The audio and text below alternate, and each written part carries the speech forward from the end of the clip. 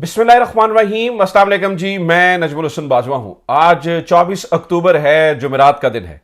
पाकिस्तान तहरीक इंसाफ के लोग बेचारे इतने मायूस हो चुके हैं, इतनी मायूसी उन्होंने देख ली, खास तौर पर ये अमेंडमेंट्स वाले मामले के अंदर और पीछे कुछ चीज़ें जो इमरान खान के साथ हुई, जो बुशरा बेगम के साथ हो रही थी, जो उनकी बहनों के साथ हो रही थी, वो इतने बेचारे मायूस हो चुके हैं कि कोई पॉजिटिव बात, कोई अच्छी बात करें तो उसके ऊपर भी क्रिटिसिज्म जो है वो देखने को मिलता है। यानी कि उसके अंदर भी ये देखने को मिलता है कि लोग मानने को तैयार नहीं होते। कल मैंने एक वीडियो की थी और मैंने कहा था कि अच्छी खबरें आ रही हैं, थोड़ा हौसला रखें, बहुत दिनों के बाद चीज़ें जो है ना वो अच्छी होना शुरू हो जाएंगी। तो मैं कल उस वीडियो के कमेंट्स में जाकर देख रहा था तो बहुत ज़्यादा लोग जो है वो नाउमीदी की, मायूसी की बातें कर रहे थे। कुछ लोग कह रहे थे कि सर आप छोड़ दीजिए, कैसी बातें करते हैं, कौन सी अच्छी खबर, किसी अच्छी खबर की तवक्को नहीं हो सकती है, गल मुक गई है, खत्म हो गई है, हुण तुसी भी छड़ दो, तुसी भी लोगों ने रियलिटी दसो। मतलब इस तरह के कमेंट्स मैंने उसमें देखे।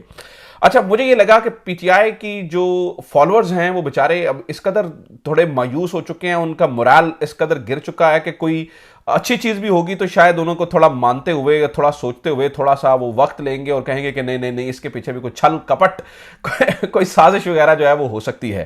तो तहरीक इंसाफ के लोगों को तो मैं एक चीज़ कहूँगा, सबसे पहले ये जहन में रखिएगा, वो अंग्रेजी की कहावत है कि may be they one the battle but war is ahead. यानी कि हो सकता है कि उन्होंने आज के दिन की लड़ाई जीत ली हो लेकिन जंग तो भी आगे है। तो मायूस ना हो, चीज़ों को थोड़ा सा हौसला करें और थोड़ा सा ठंडे दिमाग से सोचें। अभी the game is not over. मैं पिछले कुछ दिनों से आपको कह रहा हूं the game is not over, the game is not over. तो पहली आज जो है ना वो कुछ चीज़ें अब प्रैक्टिकली अब आपको सामने आना जो है वो नजर आना शुरू हो चुकी होंगी। और आज भी कमेंट्स में जाके मुझे वो कम से कम वो लोग कम नजर आने चाहिए जो ये कहें नहीं नहीं इंज नहीं हो सकता, वो नहीं हो सकता, छाड़ दो छाड़ दो छाड़ दो। जरा पूरी उम्मीद होने की बात करें यार, कुछ थोड़ा सा हौसला करें। तो आज तीन बड़ी खबरें नाज़रीन किराम, और तीनों पाकिस्तान तहरीक इंसाफ के लिए ब्रेक थ्रू हैं। तीनों बहुत बड़ी खबरें हैं और मेरी सोच से ज्यादा जल्दी चीजें जो है ना वो होती हुई नजर आ रही हैं। तीनों बड़ी खबरें हैं। सबसे पहले तो पहली खबर तो बुशरा बीबी की आजादी के बारे में है।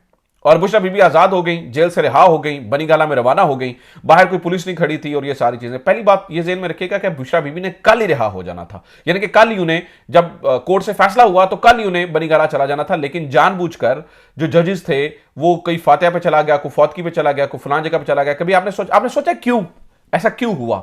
क्योंकि ये जो आपका एक तहरीक इंसाफ का एक मायूसी वाला एटीट्यूड है ना, ये मजा आ रहा है इस वक्त फैसला साजों को, इसका मजा आ रहा है और वो इसका मजीद मजा लेना चाहते थे। और कल तमाम जजेस को छुट्टी पे भेजकर ये सारी चीजें होकर उसके बाद कल रात टॉक शोज के ऊपर बैठकर एक बात को फ्रेम करने की कोशिश की गई और ये बताने की कोशिश की गई कि कल बुशरा बीबी फाइनली रिहा हो जाएंगी।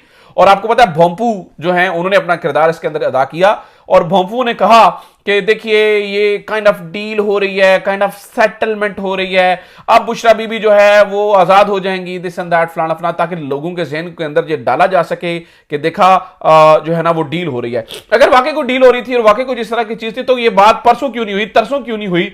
इससे पहले क्यों नहीं कहा गया कि बुशरा बीबी जो है वो आजाद हो जाएंगी, रिहा हो जाएंगी? जिस दिन बुशरा बीबी की रिहाई का फैसला आया उस दिन टीवी चैनल्स के ऊपर बैठकर भोंपू को यह कहना क्यों जरूरी उन्हें समझा के देखा। यानी कि उस दिन रोबकार जारी नहीं करवाई, रोबकार आज जारी हुई और आज रोबकार जारी होने के बाद बुशरा बीबी आजाद हुई।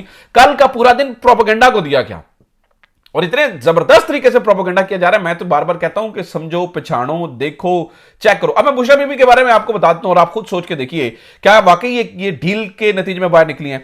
बुशरा बीबी की मजमूई तौर पर 15 केसेस में रिलीफ मिलने के बाद वो 267 दिन बाद आज अडयाला जेल से रिहा हुई हैं। 9 माह कैद के दौरान बुशरा बीबी ने नैब की एक एफआईए केस में जमानत हुई। बुशरा बीबी को 9 मई के 12 पुलिस केसेस से अदालत ने डिस्चार्ज करने का फैसला किया।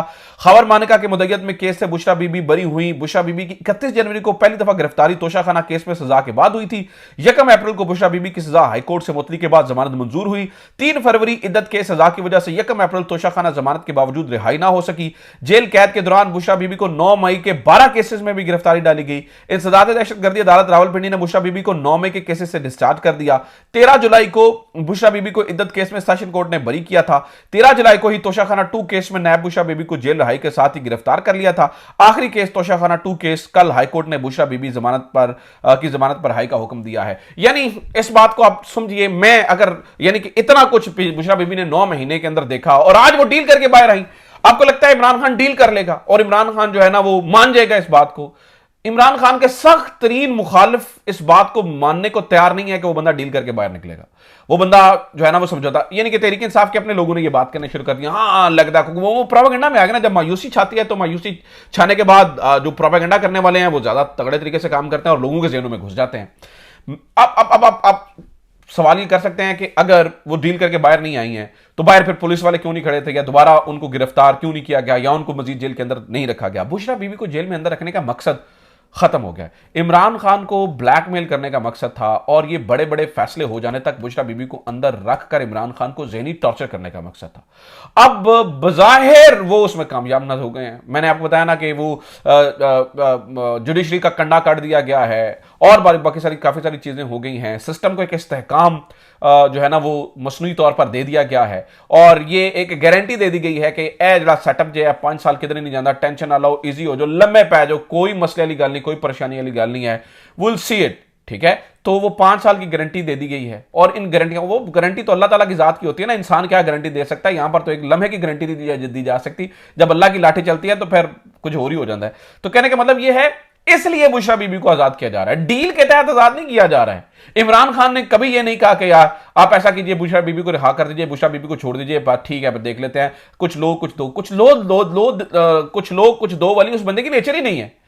यानी कि आप इस बात को समझिए, जिस दिन आपको थोड़ी समझ आ जाएगी फिर आप इस प्रोपेगेंडा के अंदर जो है ना वो कम आएंगे। तो बुशरा बीबी की आजादी इनफैक्ट एक बहुत बड़ी खबर है और ये आजादी, ये रिहाई नेचुरल प्रोसेस के जरिए अमल में आई है, किसी डील, किसी मेरी जाती मालूमात है, किसी डील के नतीजे में नहीं, किसी कमिटमेंट के नतीजे में नहीं और किसी बातचीत के नतीजे में ये रिहाई जो है ना वो नहीं हुई है। अब आ जाते हैं जरा दूसरी खबर की तरफ। नाज़रीन किराम, दूसरी खबर है इमरान खान की। आज इमरान खान के बारे में 2 बड़ी खबरें हमें पता चली हैं, दोनों बहुत ही ज़बरदस्त और शानदार हैं। पहली खबर नाज़रीन किराम ये है कि इमरान खान साहब को आज मुलाकात का हुक्म दे दिया और जब मैं ये वीडियो रिकॉर्ड कर रहा हूँ तो मोस्ट प्रोबेबली मुलाकात हो चुकी भी होगी, यानी इस मुलाकात को सरंजाम दे दिया गया होगा। ऑब्वियसली जब ये वीडियो पब्लिश होगी तो उसके बाद काफ़ी ये हो सकता है डेवलपमेंट हो चुकी हो, लेकिन आज सरदार एजाज इसहाक खान साहब ने तुन के रख दिया इनको। ठीक है, यानी कि ये कहा गया कि इमरान खान को जी, और फिर कल रात ये भी प्रोपेगेंडा किया गया था क्योंकि नजर आ रहा था फैसल वावड़ा साहब ने बैठकर कहा और कुछ लोगों ने कहा यार वो जी इमरान खान को 26 तारीख से मुलाकातों की इजाजत हो जाएगी। आज कोर्ट के अंदर ये मामला गया सरदार, क्योंकि इससे पहले हुआ ये था कि छुट्टियां चल रही थी, ज्यादा मामला जो है वो आमिर फारूक साहब के पास आ रहे थे, चीजें उस तरह से नहीं आ रही थी, बेंचेज उस तरह से नहीं बैठ रहे थे। जो ही छुट्टियां खत्म हुई, वर्किंग जो है ना वो दिन शुरू हुए, चीजें उस तरह से सेट हुई, तो हमने ये देखा कि जो जजेस हैं उन्होंने इन केसेस को सुनना शुरू किया और जब जजेस ने केसेस सुनना शुरू किया तो फिर उन्होंने तगड़े फैसले जारी किए। इसी तरह से सरदार एजाज इसहाक खान साहब ने आज तगड़ा फैसला जारी किया, उन्होंने कहा जी इमरान खान को लाए हाई कोर्ट में लाकर मिलवाएं। यहां पर अब कौन लैके आवे, कितों लैके इमरान खान को कितों लैके आना, तो इनको दौड़ने लगी। इन्होंने फिर 3 वकला को जो है वो इंक्लूडिंग सलमान अकरम राजा साहब, शेब शाहीन साहब और माफ कीजिएगा फैसल फरीद साहब, जो कि ये पिटीशन फैसल फरीद साहब की थी, इनको इमरान खान से अडयाला जेल के अंदर मिलने की इजाजत दी थी, which is obviously a good news, a great news, कि वो जो एक इमरान खान के इर्द गिर्द इन्होंने लोहे का पिंजरा बनाया हुआ था, यानी कि उसको आने जाने की इजाजत नहीं थी, और ये सारी चीजें वो बहुत अपडेट हुई। और फिर सरदार एजाज खान के सामने additional attorney general Munawwar Iqbal Duggal ने कहा जी कि जनाब वो एतराज किया, उन्होंने कहा जी अदालत तौहीन अदालत केस में ऐसा ऑर्डर जारी नहीं कर सकते, ये तो तौहीन अदालत का केस है।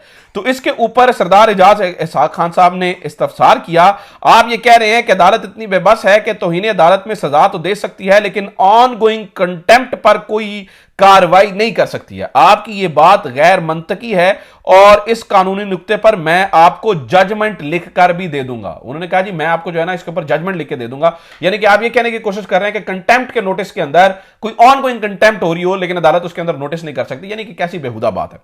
फिर एक बात उन्होंने ये कही जी सिक्योरिटी रीजन की वजह से। सरदार एजाज खान साहब ने कहा अच्छा अगर ये सब कुछ सिक्योरिटी रीजन की वजह से है, सही है, अगर ये सब कुछ सिक्योरिटी रीजन की वजह से है तो मैं कुरान पर हाथ रखवाऊंगा और कहूंगा बताओ, कुरान पर हाथ रख के बताना होगा कि बताइए कि क्या ये सिक्योरिटी रीजन की वजह से कर रहे हैं, ये क्या मामला है। तो उसके ऊपर भी सबकी बोलती बंद होगी और फिर अचानक दौड़ने लगी क्या किया जाए, क्योंकि सरदार एजाज खान साहब जो है ना वो कंटेम्प्ट के बारे में बड़ा सीरियसली देख रहे हैं। तो फिर इन्होंने कहा ठीक है ऐसा करें, इन 3 जो वकील हैं जिनके मैं नाम लिया, सलमान अकरम राजा साहब और ये हो गए फैसल फरीद साहब और तीसरे शुएब शाहीन साहब, इनको अडयाला पहुंचाओ और अडयाला में इनकी मुलाकात कराओ। तो अडयाला में नाज़रीन किराम आज इनकी जो है वो मुलाकात करवा दी गई है और ये एक ऑब्वियसली एक बहुत बड़ी चीज़ है। तीसरी खबर नाज़रीन किराम इमरान खान के बारे में है और वो खबर भी बहुत ही दिलचस्प है। जस्टिस मियां गुल हसन औरंगजेब के सामने यह मामला पेश था कि इमरान खान साहब को जो है वो जाती मुआलिज की एक्सेस नहीं है, इमरान खान का मेडिकल चेकअप नहीं हो रहा है। इससे पहले भी एक डॉक्टर गया था और चेकअप करके आया था, तो 4 डॉक्टरों ने साइन करके दे दिए थे। तो अब जो जस्टिस मियां गुल हसन औरंगजेब हैं, उन्होंने एक ऑर्डर लिखा है और बड़ा तगड़ा ऑर्डर लिखा है। उस ऑर्डर में उन्होंने लिखा है जी इमरान खान की उम्र 72 साल है, वो साबिक वज़ीर आज़म है और अंडर ट्रायल कैदी हैं। अडयाला जेल में सिक्योरिटी इकदाम क्वालिफाइड डॉक्टर के बी क्लास कैदी के चेकअप में रुकावट नहीं हो सकते हैं। उन्होंने यह भी लिखा कि हुक्म दिया उन्होंने कि executive director PIMS medical board तश्कील देकर रिपोर्ट हाईकोर्ट के रजिस्ट्रार ऑफिस में जमा करवाए। अदालती ऑर्डर की कॉपी सुपरिटेंडेंट अडयाला जेल को भी भेजी जाए। उन्होंने यह भी लिखा कि इमरान खान की इस्तदा मंजूर हुई और उन्होंने कहा जी इमरान खान के जो जाती मौलिज हैं डॉक्टर फैसल सुल्तान, उनको इस मेडिकल बोर्ड में शामिल किया जाए और इस मेडिकल बोर्ड में शामिल करके जो है वो मेडिकल जो है ना वो रिपोर्ट जो है ना वो अदालत के अंदर जमा करवाई गई। तो ये आज के दिन में 3 बड़ी खबरें हैं आज के दिन के अंदर। तो जो कि इस वक्त जो है ना एक पॉजिटिव तरफ जो है वो इशारा कर रही हैं। दूसरी जानिब नाज़रीन किराम सुप्रीम कोर्ट से भी खबरें हैं। सुप्रीम कोर्ट से खबर यह है कि काजी फाइज ईसा साहब आखिरकार, वो क्या है गाना, क्या था गाना, कल सुनाएंगे आपको, गाना बड़ा मजेदार है। वो क्या था मेरे ज़हन में नहीं है ना, जाने वाला वो कुछ ऐसा जाने वाला क्या था, अब वो मुझे ज़हन में नहीं आ रहा, मुझे कमेंट में। जो जाने वाला है वो बहरहाल जा रहा है। बहरहाल जनाब अच्छी खबर ये है कि कल जो है ना वो इंसानी हकूक के मकबरे का इफ्तिताह कर दिया जाएगा। जो इंसानी हकूक का मकबरा काजी फाइज ईसा साहब ने बनवाया है, उस मकबरे का इफ्तिताह जो है वो काजी फाइज ईसा साहब करने बाद जा रहे हैं। ऐसे मौके के ऊपर उनको वो जो कह रहे थे ना जी मैं वो नहीं लूंगा, दावत नहीं लूंगा, फलां नहीं करूंगा, ये नहीं करूंगा, वो नहीं करूंगा, यानी करोड़ों रुपए आपने उस मकबरे के ऊपर लगवा दिए और पता नहीं खत्ताती जो करवाते रहे उसके ऊपर लगवा दिए, लेकिन आप उस वक्त आपके मसले मसाइल कुछ और थे। खैर आज जो है ना वो उनके एजाज में वो भी दिया जा रहा है, इशाया भी दिया जा रहा है और उसके अंदर जो मंसूर अली शाह साहब हैं वो शिरकत नहीं करेंगे, बल्कि उन्होंने एक लेटर लिखा और उस लेटर की जो है ना वो 2-3 बातें बड़ी मजेदार है। मैं उसकी कुछ लाइनें पढ़ के आपके सामने रखता हूं। उन्होंने कहते हैं in the end I reminded a quote from a man from all seasons where the Sir Thomas More says, I think that when a statesman forsake their own private conscience for the sake of their public duties, they lead their country by a short route to chaos. We often forget when in power then that the people of this country are watching our actions and that history never forgives. उन्होंने लिखा कि जनाब जब आप जाती मकासद के लिए जो अपनी ड्यूटीज के मकासद को प्रेफर करते हैं, अपने जाती मकासद को प्रेफर करते हैं, तो आप केओस फैलाते हैं। और उन्होंने ये भी कहा ये याद रखिएगा इस मुल्क के लोग देख रहे हैं और तारीख कभी माफ नहीं करती है। नाज़रीन किराम ये लेटर के ये अल्फाज बताते हैं कि मंसूर अली शाह साहब ने बड़ा फैसला कर लिया और मंसूर अली शाह साहब जो है वो इस मामले को ऐसे ही जाने नहीं देंगे। मंसूर अली शाह साहब इस मामले को ऐसे जाने नहीं देंगे, वो सिस्टम के अंदर रह के लड़ेंगे और उन जैसे जज से और मुनीब अख्तर जैसे जज से यही एक्सपेक्ट किया जा रहा था। अभी नवंबर के महीने में बहुत कुछ हो रहा है। अभी मैं पहले आपको मैंने कल बताया था, उसके ऊपर मुझे काफी क्रिटिसिज्म देखने को मिला और नहीं छाड़ दो कोई अच्छी खबर नहीं। आज मैं आपको बता रहा हूं नवंबर का महीना अदालती तारीख का इंटरेस्टिंग दिलचस्प तरीन महीना होगा, बहुत मजा आने वाला है। सीट बेल्ट बांध के रखें, बहुत सारी चीजें होंगी। आज मैं अभी इस बात को नोट कर लीजिए, हो सकता है अगर आपको इस टाइम कोई भी उम्मीद की बात आपको चिड़चिड़ा कर दे, लेकिन मैं आपको बता रहा हूं कि things will be very very very interesting in the month of November. Seat belt बांधें और चीजों को जो है वो जरा ध्यान से देखिए, आगे जो है वो होता है क्या। तो ये नाज़रीन किराम आज की खबरें हैं। पहला तो फटा पड़ ही गया ना, जैसे प्रेस रिलीज में अब वो ये है कि जुडिशियल कमीशन का इजलास बुलाना है सुप्रीम कोर्ट के अंदर और इन्होंने गड़बड़ की हुई है कि जनाब वो जिस बंदे की वो जो बंदा ऐड करना उस बंदे की वो आईनी बैंड का सरबराह वो तय नहीं हुआ अभी तक, तो उसके ऊपर आज प्रेस रिलीज जारी किया। ने कहा जी वजारत कानून इंसाफ ने दस्तूर एक्ट 2024 के सिलसिले में प्रेस और सोशल मीडिया की बाज गलत फहमियों की वजाहत करना मुनासिब समझा।